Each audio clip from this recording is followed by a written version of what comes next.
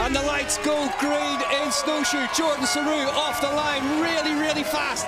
Lucas Schwarzbauer to his left-hand side. The track bottlenecks at the top of this climb. We've seen carnage already today up at the top of this climb. There's Charlie Aldridge out in front at the top of it. This is, of course, what Charlie Aldridge suits as well. I'm wondering what he can do. He won the 23 World Champs. Aldridge, so big, so powerful. There's Alan Haverly alongside, and the two Cannondale factory racing riders out front. Ahead of Jordan Saru, Sebastian Finney Carstenson's behind him. Yeah, Alan Haverly, second place. Koretsky up the inside of Carstensen. Then there's Tascalu. Martins Blooms, good start of him too. Like road racing where you have these little climbs and then just over the top, then they accelerate, and there is where the gaps mostly spread out. Yep, and you know, the great Susie, Christoph Salzer, my first mentor and coach in the professional ranks. Shifting conditions, Sam, here as well in Snowshoe this week. It started really sort of murky, and there's Tom Pidcock now past Haverly. Yeah, he likes to join that first group. Yep. He's done with waiting. So it started off very wet this week. It's dried out a lot since then. Yeah, it's really dried in the last 24 hours, especially, you know, when we did the recon. It was super dark, super slimy, and you could really not grip on anything. And that the route section there, the expert down, we have, you know, 3 or 4 different French riders in the top 10 or 15, but then Adrian Boucher in the E23s, he's a contender for Olympics in another cycle or so, and even next year. All part of it, you spend so much time on the road with each other, and it, yeah, I mean, you end up really getting along because you spend so much time. Yeah, and don't forget all the staff people, the mechanics, the masseurs who are taking care about all you as a crash for Charlie Aldridge then. Aldridge down on the exit of that little descent. Oh, bitterly disappointed for the big Scotsman. On that full... Whoa! Pidcock, bike tries to get away from there, but holds on. Matthias Flückiger taking the Tech feed zone lane. Yeah, again that fight. Look at the strength of Pidcock up here. Out-muscles Schwarzbauer. Koretsky tries to go with him. Koretsky senses this is a move he needs to be involved in. Oh, the bridge is coming. 3 abreast into the bridge. Just about works. But the action really at the front of it. Yeah, 10 minutes, 5 seconds, that's... Absolutely nothing between them. Sure, is in 10th. That's more like the fastest lap times at the moment. The overall leader's in 10th. Now we go. Serious business. Tom Pidcock. Off he goes. Shatters the race at the front, and he's taken Koretsky and Saru with him. A long sprint to the top. This is impressive from Koretsky, though. Yeah, following him quite easily. It's happened to Tom Pidcock. Tom Pidcock on 4th. Pidcock he might have a technical, yeah, technical. Pidcock pointing at the front wheel. He shouted something to a member of staff. At the top of that last descent, it's a front flat for Tom Pidcock here in Snowshoe. Koretsky, Saru, Schwarzbauer back with them now. Cracks on at the front. Flückiger looks over. That might be quick. Yeah, front flat tire won't be as bad. Now we are going to see something special from Pidcock here if he wants to get back on the front. With the 20 seconds it always costs. Front axle going in. Oh, it's agony. Pidcock has to stand there and wait. He's riding a mud front. A mud front as a spare wheel. Yeah. And he's off again. Yeah, probably that's not the best one for today, or what do you think? I think it's not going to affect it too much. I think a little bit more traction, but I mean, when you have so much fast rolling resistance, yeah, the rolling resistance will be the thing. The mud tire on the front of that Pinarello then for Tom Pidcock. I think they'll welcome a little bit of recovery, but it's hard to tell. Schurter around the outside of Tascalu, trying to get past Blooms on this descent. Whoa, on the far right-hand side, Nino Schurter slingshots his way down that descent and up, by my reckoning, into further 4th place. Tom's still on the back of that group. They create a new line. The Schurter line, far right, out on the right-hand side of the track. How is it possible? He's back in the group. Crash. I can't remember cross-country Olympic race that stayed together for this long. Now Nino Schurter to the front. This is almost like a short track race at the front of this one. The 1.5 hour short track race. Look at Schurter go. New positions of these riders. Oh, Pidcock's back in, and it's that front. Yeah, probably putting in a faster tire. Yeah, putting the fast tire back on. Oh, so that maybe was a spare mud that they had to one side that's gone on the front in the last tech zone. Interesting that they stopped to change it though. You know, like with such a fast course in group racing, you'd think he'd just bite the bullet and have a go at the mud tire, but he must maybe feeling confident enough that he can still come back. Well, the home mechanic in me was wincing at the sight of that electric screwdriver there, but it's worked for Pidcock. He's away again. Gunnar Holmgren in front of him, the Canadian rider. Briefly, in general. He's back out in 16th. Schwarzbar's at the front again.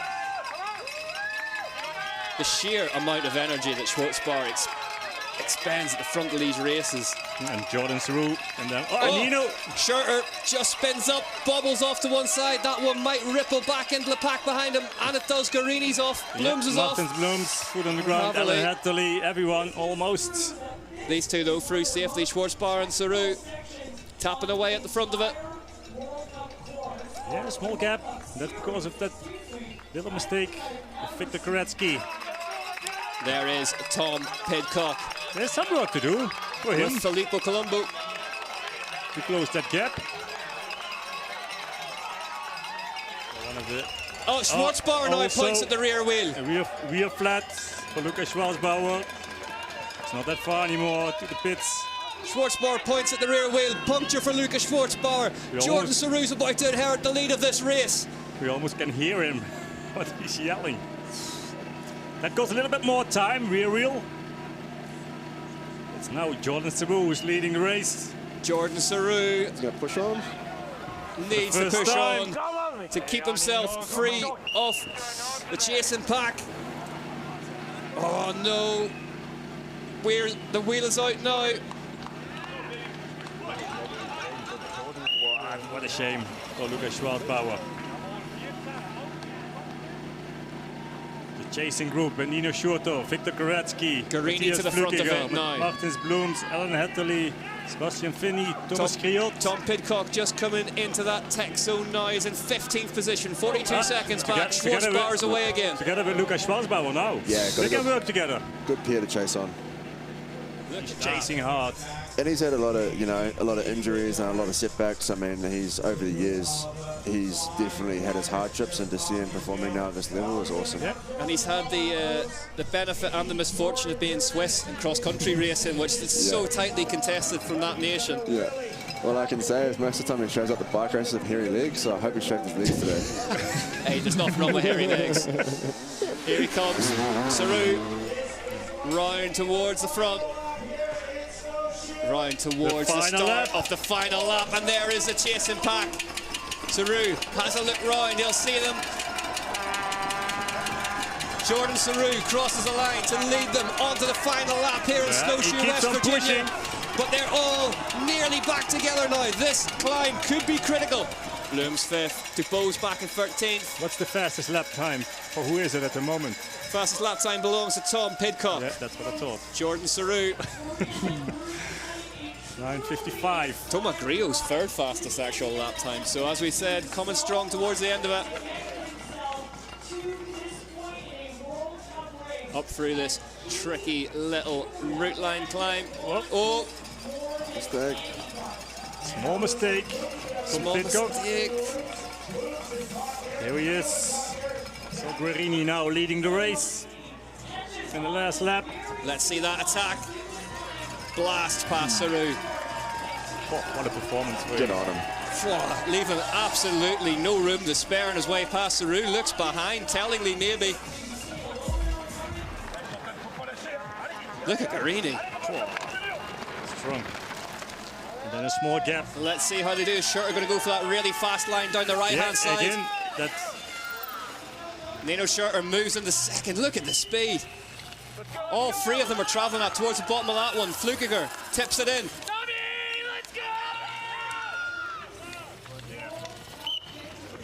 Tom Pidcock shouts of Tommy, let's go, from the side of the track. 5th place. Are we going to see Schurter come up with something magical line choice-wise through the rock garden? Schurter, though, attacks, gets past Guerini. Saru swings out left, tries to get past him too. Schurter digs deep.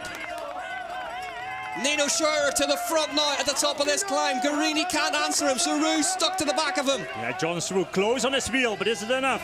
Jordan Saru expended all that effort out the front of this one early doors, but he's now being asked questions by Nino Schurter. How much time to recover is there? They're pushing hard here also on the flat. Needs to stay to the left, needs to stay to the left. Jordan will come up the inside. Schurter. There you go. Saru goes up the left-hand side of Schurter, just as Sam Gaines predicted, into the final corner. What a race we've been treated to. An hour and 20 minutes in. Here they go. Jordan Saru up to the line. Jordan Saru outsprints Nino Schurter. Jordan Saru wins in Snowshoe, West Virginia. Nino Schurter second place. Marcel Guarini third. Nicely done. Clever, clever racing for Jordan Saru. There's Mateusz Klugiger home in fourth. Tom Pidcock, superb in fifth place. But all the plaudits have to go to that man. Your winner today, Jordan Saru of Team BMC. Martins Blooms in sixth. Tomac Grillo seventh. But Jordan Saru, how he overtook Nino Schurter just before that last turn to the finish line. Haverly's home in eighth for Cannondale Factory Racing. They're still coming in behind them. It's really, because you come out a little bit on the right on that straight, and it's quite easy to stay on that side because it's a shorter side, but then it's, it just leaves the door a little bit open. Ninth place goes to Filippo Colombo. Victor Koretsky home in 10th, the man we were all talking about at the start of it, but that man, Jordan Saru.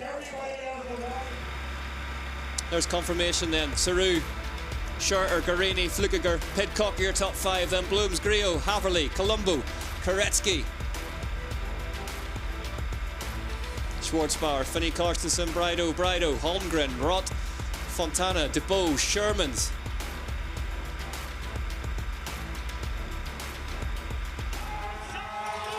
His first ever elite level cross-country Olympic World Cup win. Jordan Saru, the Frenchman, Team BMC, back on the top step, following in the footsteps of the legend Julian Absalon. Great to see those famous team colours on the back of a Frenchman on the top of the podium.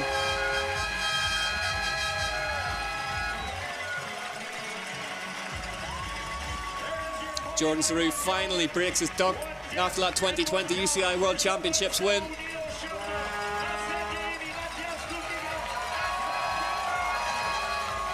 Jordan Saru from Nino Schurter, Guarini, Flukiger and Pidcock. Nino Schurter leads the way, just 89 points to the difference. It's going to go to a title decider in Mont Saint Anne, Canada next weekend. Mateusz Flukiger is in the mix as well. Lucas Schwarzbauer, then Grillo, DeBow, Haverly, Forster, Blooms, Dascalu, the top 10, but sharp end is looking extremely pointy just now. Schurter leads the way as we head to Canada.